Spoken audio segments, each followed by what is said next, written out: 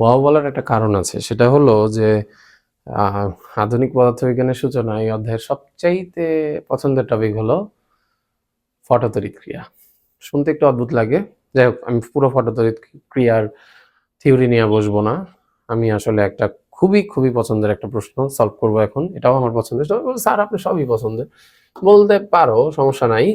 Jessore board 19-এ এই প্রশ্নটা এসেছিল এবং এটা আমাদের তপন স্যারের বইয়ের আছে, প্রশ্নটা আছে, এবং এখান থেকে আমরা একটু নলেজও গেইন করতে পারবো এবং প্রশ্নটাও খুব সহজ। তো পুরা থিওরি পড়া বাদ দিই, আমরা করতেছি কি, আমরা ফটোতড়িৎ ক্রিয়া করতেছি। জাস্ট এতটুকু মনে রাখো। আর একটু সংজ্ঞাটা বলে দিই, ফটোতড়িৎ ক্রিয়া কি?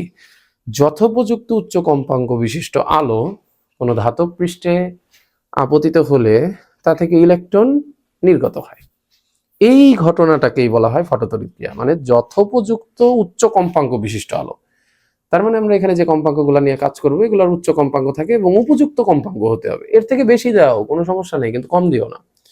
আচ্ছা সংজ্ঞা বলে ফেলছি, অনেক আবার বোরিং হয়ে যেতে পারে, প্রশ্নে ফিরে আসি। যশোর বোর্ডের এই কোয়েশ্চেনে এরকম বইয়ে একটা চিত্র দেওয়া আছে, আমি এখানে এই চিত্রটাই নিয়েছি। আমাদের এখানে দুইটা ধাতব প্লেট দেওয়া, একটার মধ্যে আমাদের তরঙ্গ দৈর্ঘ্যের মান দেওয়া হলো, আপতিত তরঙ্গ দৈর্ঘ্য হলো 6800 অ্যাংস্ট্রম। আমি একটু অন্য কালার নেই, এটা ভালো লাগে, তাহলে অন্য কালারের আরেকটা হলো 5500 অ্যাংস্ট্রম। তো প্রশ্নটা হলো এরা কেরা? এরা হলো আপতিত আলোর তরঙ্গ দৈর্ঘ্য, যে লাইটটা ধাতব প্লেটের উপর পড়তেছে ওটা, এটাই হলো আমাদের আপতিত আলোর তরঙ্গ দৈর্ঘ্য। এখন কথা হলো, চলো প্রশ্নে ফিরে যাই, অনেক কথা হয়ে যাচ্ছে, বলে স্যার অনেক কথা বলতেছে। তো আমাদের এখানে চিত্রে এও বি দুটি ধাতব পাত, এখানে বলছে পাত দুটির কার্যাপেক্ষক, একটাকে ডাব্লিউ এ দ্বারা প্রকাশ করছে, একটাকে ডাব্লিউ বি দ্বারা প্রকাশ করছে। 2.1 ইভি দেওয়া, একটা 2 ইভি দেওয়া। আলোক উৎস থেকে যথাক্রমে এত আর এত তরঙ্গ দৈর্ঘ্যের আলোক রশ্মি আপতিত হয়। ভালো কথা। প্রথম প্রশ্নে কি বলছে, বি ধাতব পাতের সূচন কম্পাঙ্ক কতটা। তার মানে আমাদের এখানে আমরা ফটোতড়িৎ ক্রিয়া পড়তেছি এটা জানি, কিন্তু ফটোতড়িৎ ক্রিয়াতে আমাদের এখানে দুইটা নাউন ইউজ করে ফেলছে। একটার নাম হলো কার্যাপেক্ষক, যদিও এখানে লেখা চলে আসছে কার্য অপেক্ষক, আমি দুঃখিত। আর এখানে সূচন কম্পাঙ্ক। ফার্স্ট অফ অল আমাদের এটা জানতে হবে, এইটা জানা ছাড়া বিলিভ মি এই অঙ্ক 30 বার সলভ করে গেলেও হবে না। তাহলে আসো আমরা আগে প্রথমে কার্যাপেক্ষক শিখবো। কার্যাপেক্ষকটা কি? কার্যাপেক্ষক হলো ওই যে আমরা আমাদের মন মতো ধাতব পৃষ্ঠে আলো তো ফেলতে পারি, কিন্তু যে কোনো আলো ফেললেই তো আর ইলেকট্রন কি হবে না, নির্গত হবে না। একটা নির্দিষ্ট শক্তি বিশিষ্ট আলো ধাতব পৃষ্ঠে কি করতে হবে, ফেলতে হবে। এতেই কিন্তু ইলেকট্রন কি হতে পারে, মুক্ত হতে পারে। তাহলে শর্ট করে বলি, কোন ধাতব পৃষ্ঠে যে নির্দিষ্ট উচ্চ কম্পাঙ্ক বিশিষ্ট আলো, আবার বলি, কোন ধাতব পাত্রে সর্বনিম্ন যে উচ্চ কম্পাঙ্ক বিশিষ্ট বা উচ্চ শক্তি বিশিষ্ট আলো আপতিত হলে ইলেকট্রন মুক্ত হয় কিন্তু গতিশক্তি প্রাপ্ত হয় না। মানে এই যে মেটালটা আছে না, মেটালিক প্লেট থেকে ইলেকট্রনটা কি হবে, মুক্ত হবে, কিন্তু গতিশক্তি প্রাপ্ত হবে না। ওই শক্তি সম্পন্ন আলোটাকেই বলা হয় কি, কার্যপেক্ষক। আচ্ছা আবারও বুঝাই। তার মানে এখানে আমাদের এখানে কি দিছে, ডাব্লিউ এর মান কত দিছে, 2.1 ইভি। এটার মানে কি, তার মানে এ ধাতব পাতে 2.1 ইভি শক্তি সম্পন্ন আলো আপতিত হলে এ ধাতব পাত থেকে ইলেকট্রন মুক্ত হবে, কিন্তু কি হবে না, গতিশক্তি প্রাপ্ত হবে না। দেখো তোমাকে আমি একটা শিখাই ফেললাম। তাহলে আবার চলো, বি এর ক্ষেত্রে কত দিছে, 2 ইভি। তার মানে বি ধাতব পাতে 2 ইভি শক্তি সম্পন্ন বিশিষ্ট আলো আপতিত হলে ইলেকট্রন ধাতব পৃষ্ঠ থেকে মুক্ত হবে, কিন্তু কি হবে না, গতিশক্তি প্রাপ্ত হবে না। এটাকেই কার্যপেক্ষক বলে। আর এই সেম জিনিসটাই যখন তুমি সূচন কম্পাঙ্কের ক্ষেত্রে বলবা, তখন বলবা সর্বনিম্ন যে উচ্চ কম্পাঙ্ক বিশিষ্ট আলো ধাতব পৃষ্ঠে আপতিত হলে ইলেকট্রন মুক্ত হয়, কিন্তু কি হয় না, গতিশক্তি প্রাপ্ত হয় না। তার মানে কার্যপেক্ষক বললে বলবা সর্বনিম্ন শক্তি, সূচন কম্পাঙ্ক বললে বলবা সর্বনিম্ন কম্পাঙ্ক। এতে কি করে, এরা ইলেকট্রন মুক্ত করতে পারে, ধাতব বন্ধন থেকে মুক্ত করতে পারে, কিন্তু গতিশক্তি প্রাপ্ত করতে পারে না। তো আমরা এটা বুঝে গেলাম। তো আমাদের বলছে বি ধাতব পাতের সূচন কম্পাঙ্ক কত। বি ধাতব পাতের ক্ষেত্রে আমাদের এখানে আমরা এখন গ নাম্বার করতেছি, পাই ইজিক্যাল টু কত দেওয়া, 2 ইভি দেওয়া। তার মানে 2 ইভি শক্তি সম্পন্ন আলো যদি বি ধাতব পাতের উপর আপতিত হয়, তাহলে ইলেকট্রন কি হবে, মুক্ত হবে কিন্তু গতিশক্তি প্রাপ্ত হবে না। সূচন কম্পাঙ্ক চেয়েছে, তাই এটা ছিল আমাদের কার্যাপেক্ষ। এটা আমি এখানে লিখে দিচ্ছি, কার্যাপেক্ষ কার, বি ধাতব পাতের, এই জন্য আমি এখানে বি দিলাম। এখন আমরা কার্যাপেক্ষকের বদলে আবার কি লিখতে পারি জানো? কার্যাপেক্ষকের বদলে আমরা এফ নট লিখতে পারি। এফ নট মানে কি? এফ নট মানেই হলো সূচন কম্পাঙ্ক। তো এখানে আমরা দেরি করা বাদ দিই, অনেক কথা আমি বলে ফেলছি। আর আমরা ইভিতে আসলে ক্যালকুলেশন করতে পারবো না, আমাদের এটা জুলে নিতে হবে। তাহলে ইভি থেকে জুল কিভাবে নেয়? চার্জ অফ ইলেকট্রন গুল করে দিবা, 1.6 into 10 to the power minus 19 multiply করে দাও, it will convert it to joule. How? Look, 2 into 1.6 into 10 to the power minus 19 সমান দাও 3.2 into 10 to the power minus 19। তাহলে আমরা এখানে লিখতে পারি 3.2 into 10 to the power minus 19, আর সাথে সাথে লিখে দেব জুল। এই জায়গাতেও কিন্তু আমরা সেম কাজই করব, আমরা যখনই গুণ দেবো আর ইভি লেখা যাবে না, সাথে সাথে জুল লিখতে হবে। তো এখন আমাদের এফ নট বের করতে গেলে আমাদের এইটাকে এইচ দ্বারা ভাগ করতে হবে, মানে প্ল্যাঙ্কস কনস্ট্যান্ট দ্বারা ভাগ করতে হবে। তার মানে 10 to the power minus 19 divided by h. তো আমাদের প্ল্যাঙ্কস কনস্ট্যান্টের ভ্যালু জানতে হবে। আমরা একটা কাজ করি, ভগ্নাংশ নেই, আনসার নেই। প্ল্যাঙ্কস কনস্ট্যান্টের মান কত? এটার মান হলো 6.626 into 10 to the power minus 34। এই দেখো চলে আসলো প্ল্যাঙ্কস কনস্ট্যান্ট, দিয়ে দিলাম। কত আসে? 4.829 into 10 to the power 14। তার মানে আমাদের এখানে এটা দেখায় দিই 6.626 into 10 to the power minus 34। এটা তুমি ক্যালকুলেটরে কনস্ট্যান্টও পেয়েও যাবা, ঠিক আছে? তো শুধু এই রেজাল্টটাকে এখানে বসায় দিবা, তোমার যে রেজাল্ট আসছে 4.829 into 10 to the power 14, 4.829 into 10 to the power 14। কম্পাঙ্ক যেহেতু বলছে এখানে লিখে দিবা হার্টজ। শেষ। এই হলো আমাদের অঙ্ক। দেখো কত ইজি এই অঙ্কটা, সূচন কম্পাঙ্ক বের করা, ঠিক আছে? শুধু একটা এক্সট্রা কথা বলি, সূচন কম্পাঙ্ক না বলে যদি সূচন তরঙ্গ দৈর্ঘ্য বলে, কোশ্চেনটা ভালো মতো পড়ো, সেক্ষেত্রে তুমি কি করবা? সেক্ষেত্রে মনে রাখবা f naught equal to c by lambda naught, এটা দিয়ে করে ফেলবা। এটা একটু এক্সট্রা ইনফরমেশন আমি এখানে বললাম, এটা আমাদের এখানে দরকার ছিল না, তারপরে বলছি কখন লাগে বুঝো তো। ঘুরতেছি, অনেক অনেক কিছু বলে ফেলছি, দেখো একটু মাথায় নাও আর খাতায় লেখো, তাইলে দেখবা তোমার মনে থাকবে, ভয় পাওয়ার কিছু নেই। আমরা পরের কোশ্চেনে চলে যাব, আমাদের ঘ নাম্বার কোশ্চেন সলভ করা লাগবে। তাহলে আমরা এখন আছি এখানে, আমরা চলে যাব এখানে। আসো, ঘ নাম্বার কোশ্চেনটা আমাদের কি বলছে? ঘ নাম্বার প্রশ্ন, উভয় পাথে ফটো তড়িৎ ক্রিয়া সংঘটিত হবে কি না। বলছে উভয় ফটো তড়িৎ ক্রিয়া সংঘটিত হবে কিনা, তার মানে এখানে কি দেওয়া আছে? এখানে ধাতব পাতের কার্যাপেক্ষক দেওয়া আছে। কার্যাপেক্ষক কি? কার্যাপেক্ষক হলো যে সর্বনিম্ন কম্পাঙ্ক বিশিষ্ট শক্তি সম্পূর্ণ আলো যদি ধাতব পাতে আপতিত হয় তখন তা থেকে ইলেকট্রন মুক্ত হতে পারে, কিন্তু কি হতে পারে না? গতিশক্তি প্রাপ্ত হতে পারে না। তার মানে আমরা বলতে পারি আমাদের কার্যাপেক্ষক আছে, আচ্ছা, কিন্তু আমাদের এখানে তো আলো আপতিত হচ্ছে এবং দুইটাতে দুই রকম কম্পাঙ্ক বিশিষ্ট আলো, মানে দুই রকম তরঙ্গ দৈর্ঘ্য বিশিষ্ট আলো দিয়ে দিছে। কারণ ওই কম্পাঙ্ক বিশিষ্ট আলো এখানে আপতিত হলে ফটোতড়িৎ ক্রিয়া ঘটবে কিনা, ফটোতড়িৎ ক্রিয়া মানে কি এটা জানতে হবে। তার মানে ফটোতড়িৎ ক্রিয়ার শর্ত জানতে হবে। ফটোতড়িৎ ক্রিয়ার শর্তটা খুব সহজ, সেটা হলো ইলেকট্রন মুক্ত হতে পারলেই হলো, গতিশক্তি হওয়ার কোনো দরকার নাই। কি বলতে বুঝছো?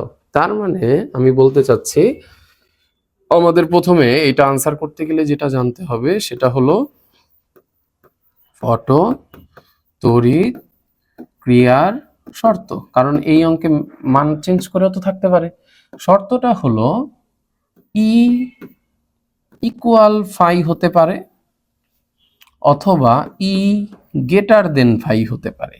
সোজা বাংলা কথা একবারে যদি লিখি, E is greater or equal, আচ্ছা এখানে একটু দুঃখিত,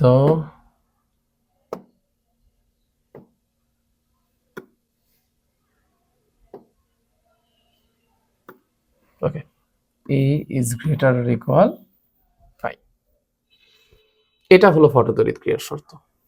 তার মানে ই মানে কি তুমি বলতে পারো, ই মানে হলো আপতিত আলোর শক্তি, আলোর শক্তি। আর ফাই মানে কি? ফাই মানে হলো কার্যাপেক্ষক। তার মানে আপতিত আলোর শক্তি যদি কোনো কারণে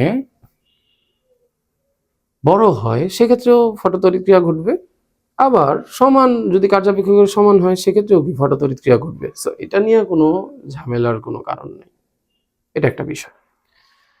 তো আমাদের দুইটা পাত দেওয়া আছে, দুইবারের জন্য আমাদের কার্যাপেক্ষক দেওয়া আছে, আমরা দুইবারের জন্য শুধু আপতিত আলোর শক্তিটা বের করব। তাহলে চলো আমাদের আনসারে দুইটা জায়গা লাগবে। এইটা আমাদের এ পাতের, এটা আমাদের বি পাতের জন্য আমরা ইউজ করব। এ পাতের কার্যাপেক্ষক দেওয়া আছে 2.1 ইভি। আমাদের ই বের করতে হবে, E equal to HC divided by lambda এ হবে। এইচ তো জানোই কত, 6.626 into 10 to the power -34। C হলো 3 into 10 to the power 8। Lambda এ মানে এই যে এটা 6800, মানে 6800 ইন্টু 10 টু দি পাওয়ার -10, কারণ অ্যাংস্ট্রমে রাখা যাবে না। দেখো এভরি ক্যালকুলেশন আমি করে দিচ্ছি। আর আমি যতদূর ওই যে আবার বললাম, অনেকে আনসার তুমি পরীক্ষার আগে পড়তে চেষ্টা করো কিন্তু বুঝো না, অনেক জায়গায় মান বসাইতে গেলে বারবার থেমে যায় অনেকে। এই জন্য আমি সব করে দিচ্ছি, তোমার কাজ হলো শুধু আমার কথাগুলো শোনো আর লেখো, বারবার প্র্যাকটিস করো, পারবা না, তাতেই হয়ে যাবে। ওকে, আমাদের এই আনসারটা হবে হলো এটা দ্বারা ভাগ করলে 2.92 into 10 to the power -19 into 10 to the power -19 joule. এটাকে আমরা এখন কিসে করব জানো? এটাকে আমরা ইভিতে কনভার্ট করব। কেন করব? কারণ আমাদের ফাই এর মান কিসে দেওয়া? ইভিতে দেওয়া। তো ইভিটা যদি ইভিতে তুলনা করা ইজি না, কারণ আমাদের যে রেজাল্ট আসছে এটা তো জুলে আসছে, কম্পেয়ার করাটা কঠিন হবে। তাহলে আসো আমরা এটাকে ইয়া করি। তো আমাদের এখানে এই দিলাম আনসার দিয়ে 1.6 ইন্টু 10 টু দি পাওয়ার -19, এটা খেয়াল করি। এবার আমরা সমান দিই, কত আসে? আমাদের আসে হলো 1.827 ইভি। তাহলে দেখো অলরেডি কিন্তু আমরা দেখে গেলাম যে আমাদের এখানে দরকার কত। এটা হলো আমাদের আমি অন্য একটা কালার দিয়ে, রেড কালার দিয়ে লিখে দিই অথবা ইয়েলো দিয়ে। এটা আমাদের নিড, মিনিমাম নিড আছে কত? 1.82, মানে কম। তাহলে এখানে ফটোতড়িৎ ক্রিয়া কি হবে না। তার মানে যেহেতু আমাদের এখানে আমাদের ই এ ছোট হয়ে গেছে কার থেকে? ফাই এ থেকে, তাই শক্তিটা কম পড়ে গেল না, ফটোতড়িৎ ক্রিয়া হবে না। কিন্তু আমরা যখন পাশেরটায় যাব, এবার আমরা পাশেরটায় গিয়ে এবার দেখবো আমাদের ওখানে অবস্থা কি। এখানে যখন আমরা লিখব তখন আমাদের এখানে বি এর ভ্যালুটা কত দেওয়া? আই বি এর ভ্যালু 2 ইভি। তো আমরা যখন এখানে ইবি বের করব, ইবি আসবে কি? Hc divided by lambda B. তো আগের মতো আমরা মানটা বসাই 6.626 ইন্টু 10 টু দি পাওয়ার -34। তোমরাও করতে পারো, তোমরাও নিজে নিজে করতে পারো, ঠিক আছে? তাতে তোমার সময় বাঁচবে। অথবা তুমি টেনেও দেখতে পারো যখন তুমি বুঝে যাবা। Into 3 into 10 to the power 8। আর এখানে মান কত? 5500। তবে সেটা অ্যাংস্ট্রমে দেওয়া, এই জন্য কি করতে হবে? 10 টু দি পাওয়ার -10 গুণ করতে হবে। এবার আসো আবার ক্যালকুলেটরে আমাদের বসাতে হবে, সব বেশি করে দিই, নাহলে ভুল হওয়ার চান্স থাকে। 6.626 into 10 to the power -34 into 3 into 10 to the power 8 divided by 5500 into 10 to the power -10। এখন দেখো আমাদের result 3.614 into 10 to the power -19। এটাকে আমরা ডিরেক্ট ইয়াতে নিয়ে নিই, ইভিতে নিয়ে নিই। ইভিতে নেওয়ার জন্য জানি কি করতে হয়? চার্জ অফ ইলেকট্রন দিয়ে ভাগ দিতে হয়। তাহলে আমাদের কি করতে হবে? এটা দিতে হবে, আনসার দিতে হবে, এখানে যেতে হবে 1.6 ইন্টু 10 টু দি পাওয়ার -19। এটা দ্বারা ভাগ করে দেখো 2.258। ওকে, 2.258 ইভি। তার মানে আমাদের এই জায়গায় যে এনার্জিটা আসবে এখানে, ঠিক আছে, সেই এনার্জিটার থেকে মানে দরকার আমাদের নিড কত? আমাদের নিড ছিল মিনিমাম নিড ছিল হলো 2 ইভি, কিন্তু আমাদের এখানে পাইছি কত? 2.25 ইভি। আমরা বেশি পাইছি না? তার মানে 100% ইলেকট্রন কি হবে? নির্গত হবে, আবার গতিশক্তি প্রাপ্ত হয়ে যাবে। সো আমরা এখানে বলতে পারি কি, আবার এখানে আমরা এবার অন্য একটা কালার নেব, এটা নিয়ে লিখবো যে যেহেতু আমাদের ইবির মানটা বড় কার থেকে, 5 থেকে, তাই ফটো তড়িৎ ক্রিয়া ঘটবে। ফটো তড়িৎ ক্রিয়া ঘটবে, এটা মাথায় রাখবা, ঠিক আছে? এই হয়ে গেল আমার কিন্তু আনসার বের হয়ে গেল।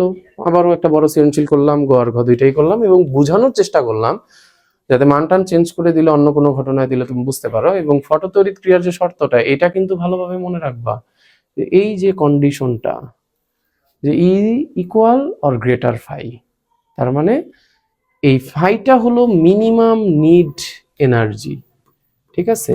এইটা তোমার যদি মিনিমাম নিডটা তুমি কি করতে পারো, এখানে কোনোভাবে আমাদের এখানে দরকার ছিল হলো 2 ইভি দরকার ছিল, তো এটাই মিনিমাম নিড এনার্জি। 2 ইভি হলেও আমাদের বলতাম ফটোতড়িৎ ক্রিয়া ঘটবে, 2 ইভি হয় নাই, তাই আমরা বলবো এখানে মানে এখানে হয়েছে তাই হবে, আর আগেরটা ওই যে ক্রাইটেরিয়া ফুল করতে পারে নাই, এজন্য বলছি হয় নাই। তো ভালোভাবে দেখো, এখানে সবকিছু লেখা আছে। গুড লাক, মনে রাখো আর কি।